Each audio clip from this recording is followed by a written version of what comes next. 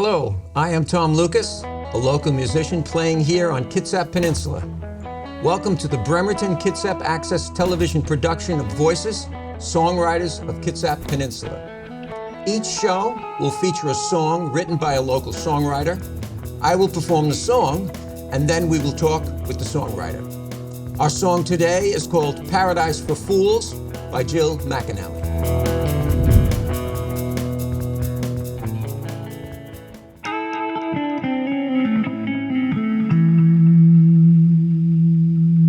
I'm wanting you, girl. I know you're depressed. Your hands on the door, well, that's a cute little dress. Let me tell you something before you make a mess. You headed out somewhere. Let me guess, you're going down to the late night honky. You're gonna have yourself a ball, checking out those loveless lovers leaning against the wall. Well, I know you got several choices who you might take home.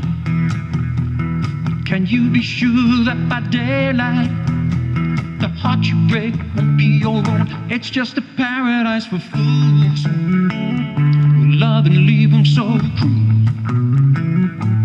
Well, who's fooling who? It's just a paradise for fools. Oh, I know you've been lonely. Oh, but girl, don't go there unless you got a wall around your heart and a mind that just don't care.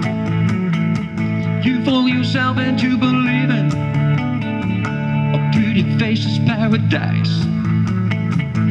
In the morning's gonna find you in the arms of a lie.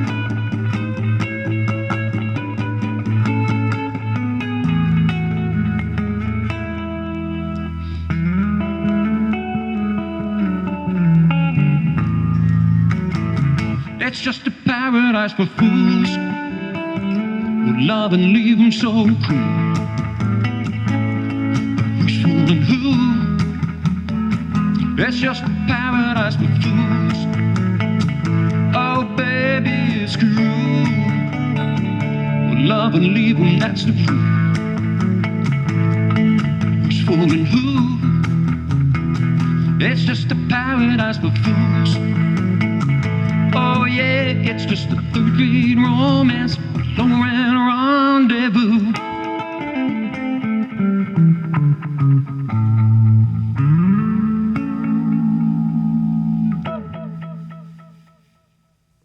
The song you just heard was written by today's guest, Jill McAnally. After talking to the songwriter, our show will end with the original recorded version of the song. How are you, Jill? Thank you for coming. Thank you for having me. I'm well. And you? I'm good. When I first heard your song, I thought of a tune from 1975 called Third Rate Romance by the amazing Rhythm Aces. So my first question to you is, what was your inspiration for the tune? Just thinking about my friends who were single and going out to a bar and what it was like, and basically that's it. I just pulled it out of my head. Okay, so was there actually a friend of yours who you were thinking of at the time? No. Okay. Just in general. I don't want any names. Or talking to myself from the past, you know. Okay. One of the things I'd like to know is, when did you first get into music? What was the beginning of your musical career? I started picking out melodies on the piano when I was 4. And my father played banjo, and both my folks played piano, and they sang. And So were there formal lessons, or you just basically picked it up from... I begged for piano lessons from the time I was 4, and finally they surrendered and gave them to me when I was in 4th grade. Okay. And then in high school, I started learning banjo from my dad. And after a few chords, he just stopped teaching me, and I kept bugging him.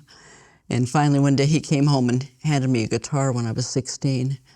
So as soon as I learned 3 chords, I had been singing, you know, forever. Mm-hmm.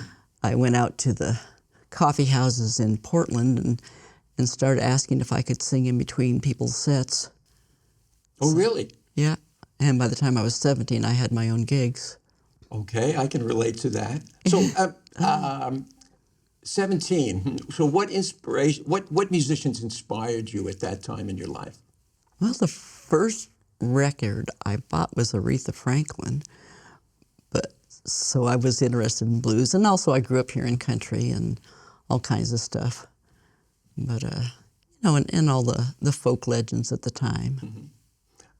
Country, is that where you are basically today? Is that the genre that you... Old-timey country, western swing, some blues, and originals, of course, and then splattering of different things that catch my fancy.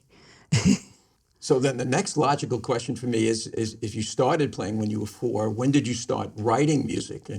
When I was 16. 16? Yeah.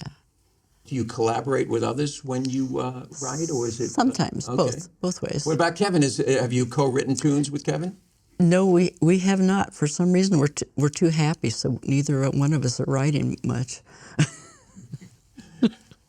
You've been doing this for quite a while, and I can certainly relate to that.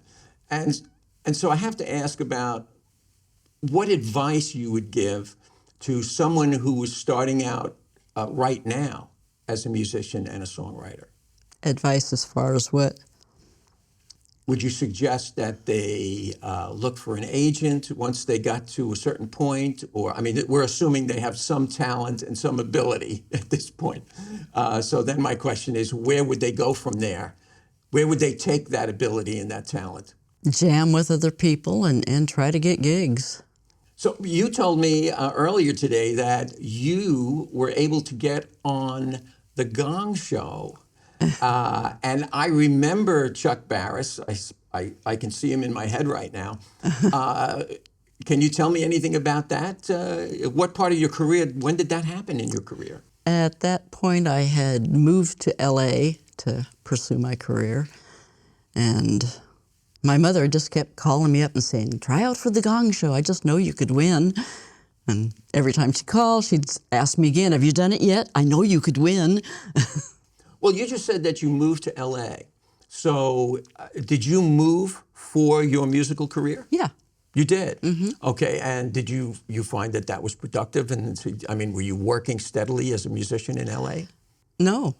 I was playing music and performing places, but it was really hard to find a paying gig in LA.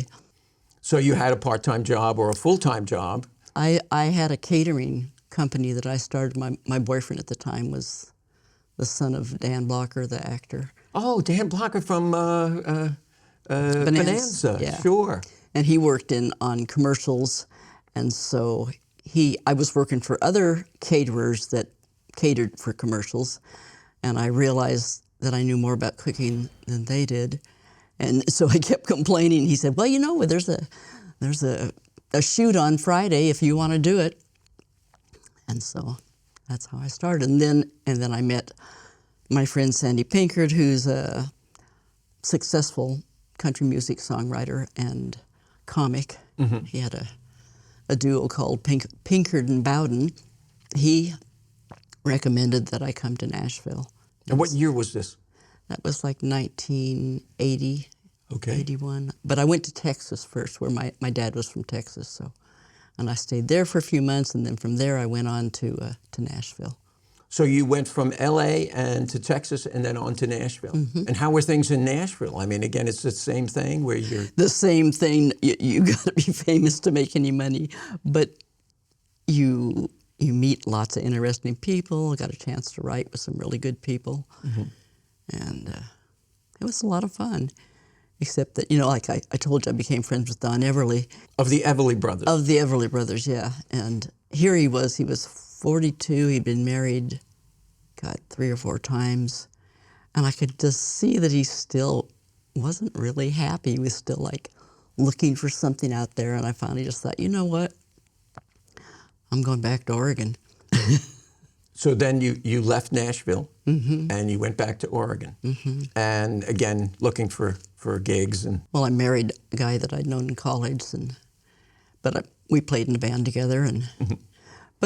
But I worked in Portland and in Lake Tahoe, and I was able to make good money performing those places. Sure. And also in Fort Worth, Texas was a great place to make money playing gigs.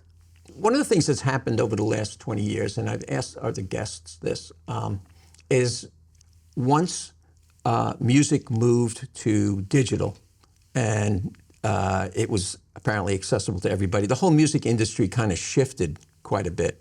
The whole idea of making it in music today is, it's more difficult than ever, but it's a bigger playing field.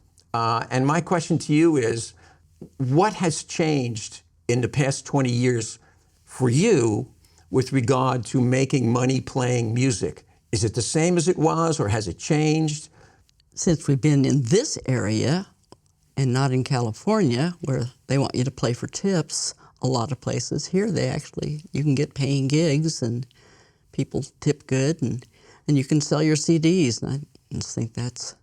So that's really, and I would tend to agree. I mean, for me, at this point in my life, I realize I'm, not going to, sell a million records, but playing locally and, as you said, playing for locally, getting some money and getting tips, and making sure you get enough money for gas, which is always an issue these days.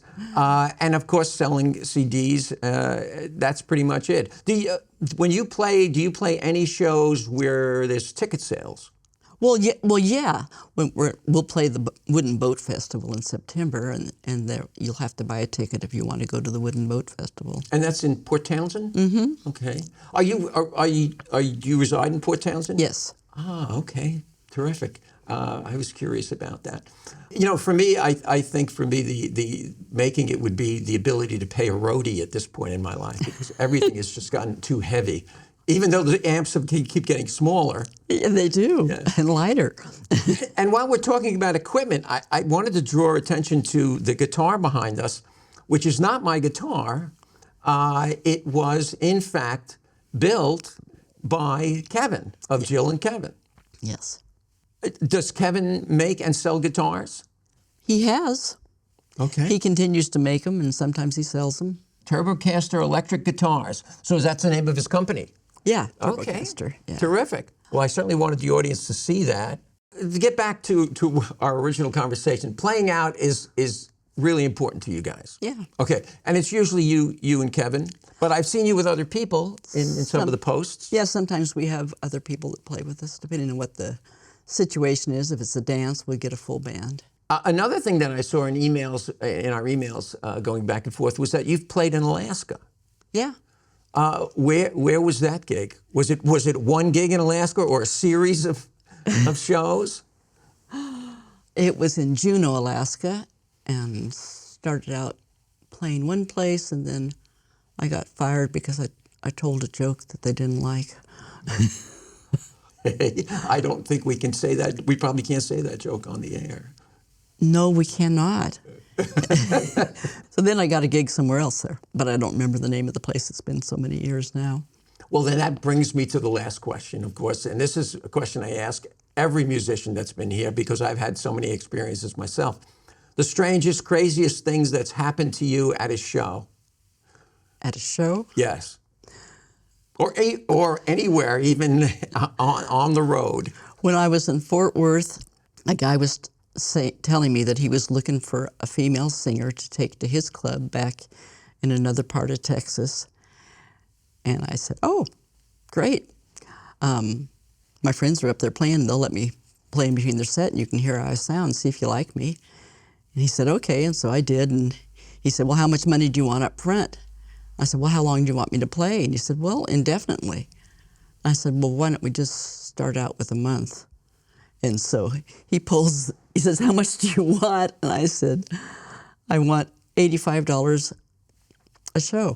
And he said, well, you're cheap. I said, okay, give me 100. He said, you said 85. I said, you called me cheap.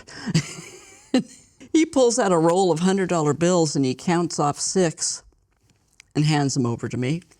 He says, be here tomorrow morning and we'll drive there. So I went home, and my roommate and I called up the name of the club to see if he was really legit. Good idea. And asked if he was there, and they said, no, he's not here right now. Can we take a message? And we said, well, he sounds like he must be legit. So I went, and on the way there, I find out that he wants to make his wife jealous, so she'll come back to him. So we got into town. He drove me around town. We stopped at a store. I bought some clothes. He paid for them. It was like $200 or $300 worth of clothes. He put me up in the hotel room. Then I went over to the club and I asked, is this guy the owner of this club? And they went, no, he just works here. Or he just comes here. Okay. And so somebody else said, I think he's over at the club across the street. It was this gal. And so we walked over there and he walks up to me, goes, you got to get out of here. My wife came back to me. Now go away. So next morning I bought a bus ticket and I went back to Fort Worth. Well, that's a pretty good one. Oh, but the other thing was that when I got home and I was talking to my roommate, I pulled out the money and two of the bills had stuck together, so there was 700 instead of 6. There's the tip. And I told him, and he didn't care. Evidently, he had some oil wells that nobody in the club knew about. They had no idea he was a millionaire. Now I'm thinking you should ask for more money. Yeah, no. But it's a little late. I realize that now. Jill, thank you so much for coming out to talk with me today. A special thank you to Kevin, your musical and life partner, and special thank you for him bringing this guitar so we could look at it today. As we sign off, we will be playing the recording of Jill McAnally singing Paradise for Fools with Jill and Kevin from their album At the Lab. Please take note of the information on the screen, which will direct you to their album and their local shows right here on the peninsula. The goal of our show is to encourage folks to get out and see local musicians in the venues that hire and support local music. Live music is connection. Come on out and connect with us and each other. Here it is, Paradise for Fools, recorded by Jill and Kevin from their album At the Lab. I'm warning you, friend, I know you're depressed. Your hand's on the door with a cute little dress. But let me tell you something before you make a mess. You're headed out somewhere, bet I can guess. You're going down to that late night honky, gonna drink and have yourself a ball. There's a wall of loverless lovers leaning up against the wall. Now you know you got several choices of who you all might take home, but can you be sure that by then